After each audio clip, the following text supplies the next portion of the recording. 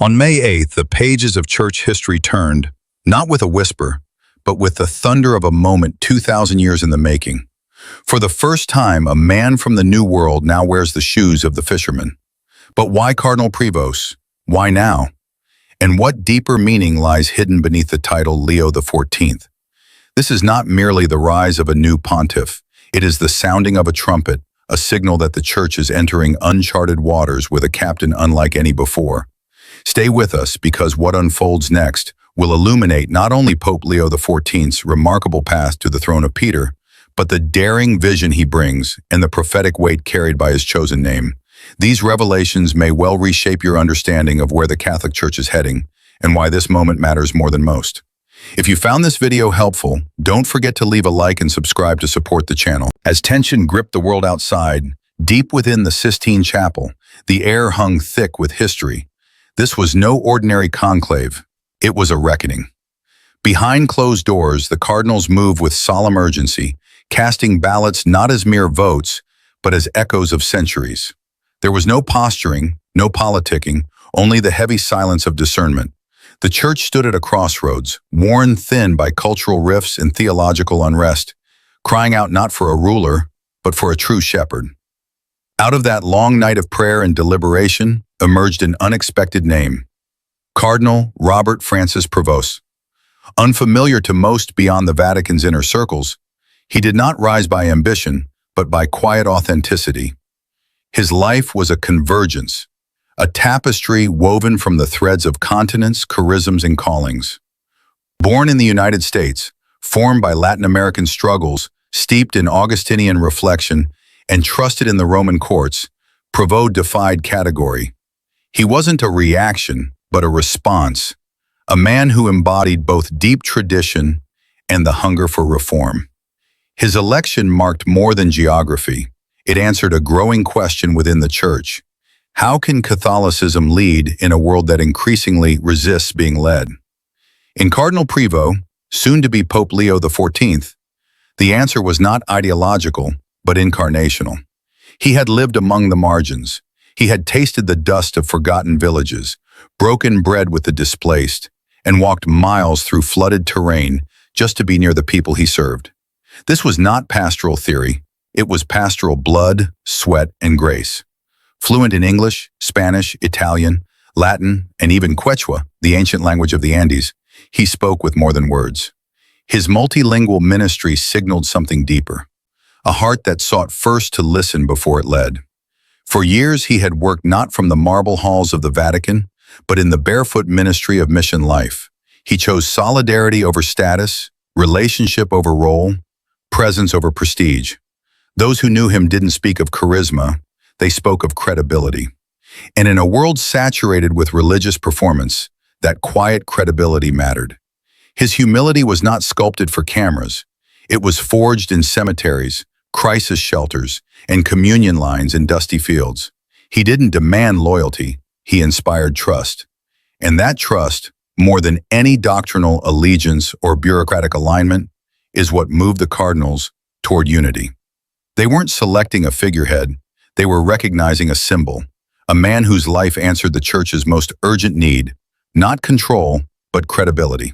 At a time when Western Catholicism fractured along ideological lines, with progressives and traditionalists locked in endless debate, Leo XIV emerged not as a compromise, but a convergence. He bore the scars of conviction, yet remained open to the voices of pain. He understood the beauty of orthodoxy, yet never weaponized it. His theology was not confined to bookshelves. It breathed through encounters. Observers saw in him not neutrality, but integration, not moderation, but maturity. When he chose the name Leo XIV, it was no random homage. It was a deliberate echo of Pope Leo XIII, whose groundbreaking 1891 encyclical Rerum Novarum dared the Church to confront labor injustice, economic inequality, and the moral vacuum of unchecked power.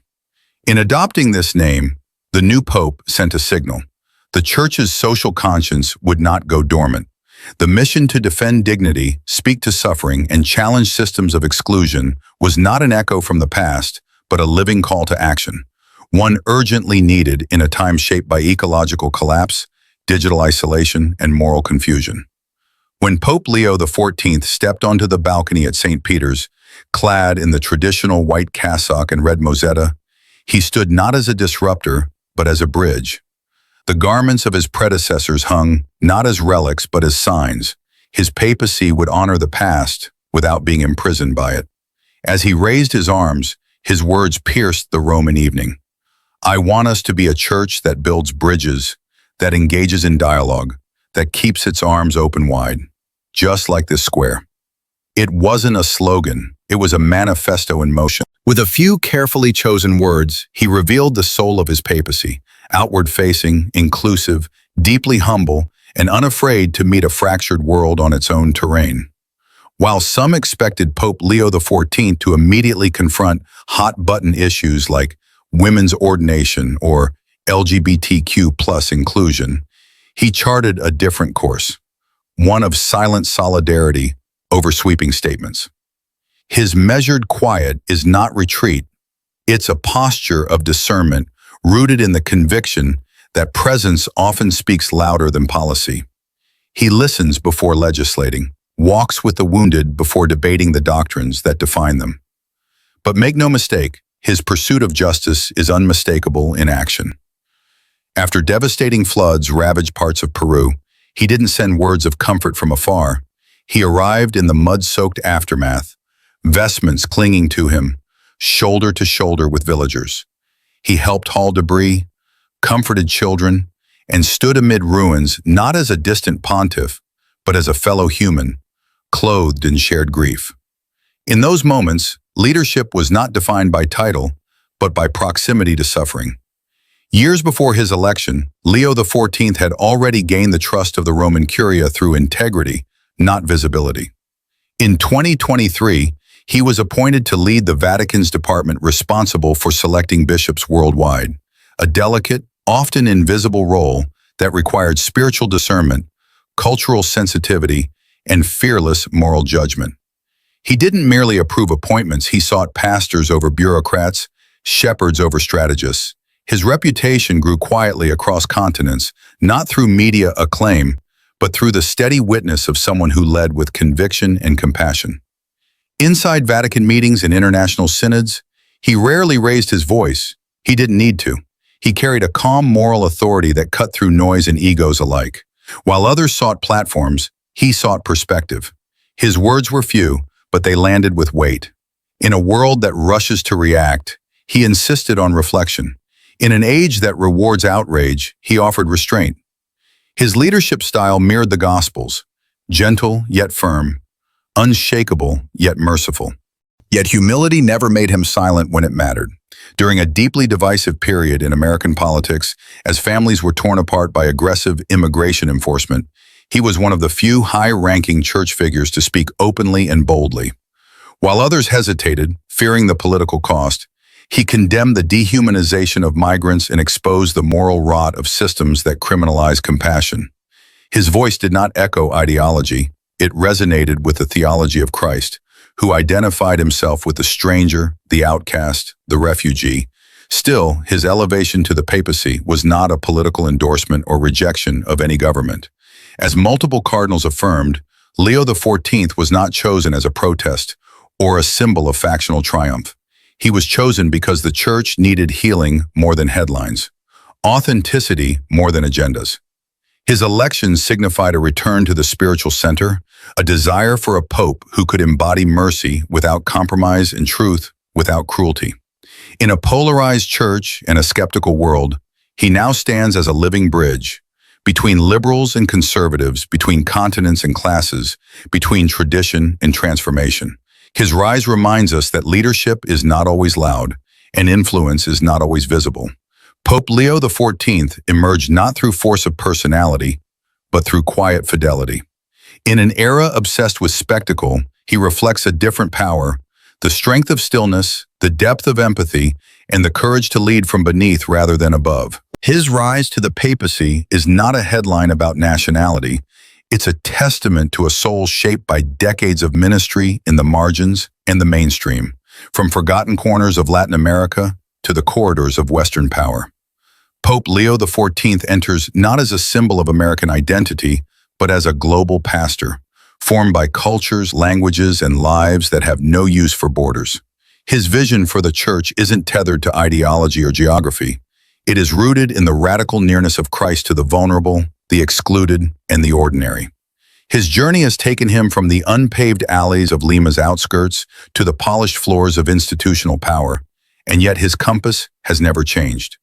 He's fluent in the grammar of both dignity and desperation, able to recite ancient Latin prayers with reverence one moment and kneel in silence beside the modern poor the next. That dual fluency isn't theatrical, it's transformative.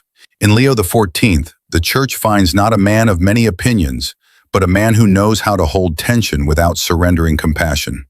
What he brings is not an agenda, but a presence. He does not speak in headlines or demand attention through volume. His strength is the kind that doesn't need to shout to be heard. In an age of spectacle, he walks with quiet gravity, a steady light in a gale of division. While others debate loudly over the soul of the Church, he listens with a patience that unnerves both cynics and idealists. In his vision, unity isn't uniformity, and faith isn't weaponized.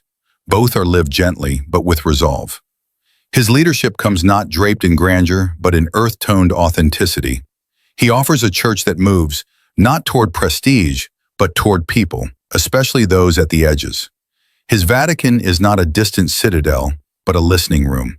He doesn't promise easy answers, but he does promise presence. In his care, the Church may begin to feel again like a mother who kneels before her children's wounds, rather than issuing commands from above. For a world choked by conflict and tempted by extremes, Leo XIV doesn't offer sides. He offers a path, a church less obsessed with reclaiming power and more committed to reflecting Christ. He imagines a faith lived at eye level, walking with the wounded, speaking truth with gentleness, resisting despair without resorting to dominance. This isn't nostalgia for the past, nor blind optimism for the future. It's something far more daring, the hope that a different kind of church is still possible. And in his vision, the Church becomes not a fortress, but a bridge. Between worlds, between generations, between sacred memory and unfolding mystery. He doesn't just lead Catholics, he invites the global Church to reimagine itself, not as a voice above the crowd, but as one within it, whispering peace where noise once ruled. In his footsteps, leadership becomes less about command and more about accompaniment, less about declaring truth and more about embodying it. Pope Leo XIV's papacy marks more than a new chapter. It signals a return to something ancient and enduring, a church rooted in compassion, shaped by presence, and led by a shepherd who walks with his people. In an age hungry for meaning and fractured by noise, his quiet strength offers a path not of conquest, but of communion. As his journey unfolds, it invites all of us to listen more deeply, lead more gently, and believe more boldly in what the Church can still become. If this story moved you, challenged you, or sparked something within, we invite you to subscribe and walk with us as we continue to explore the life, vision, and impact of Pope Leo XIV and the future he's helping to shape for the global Church.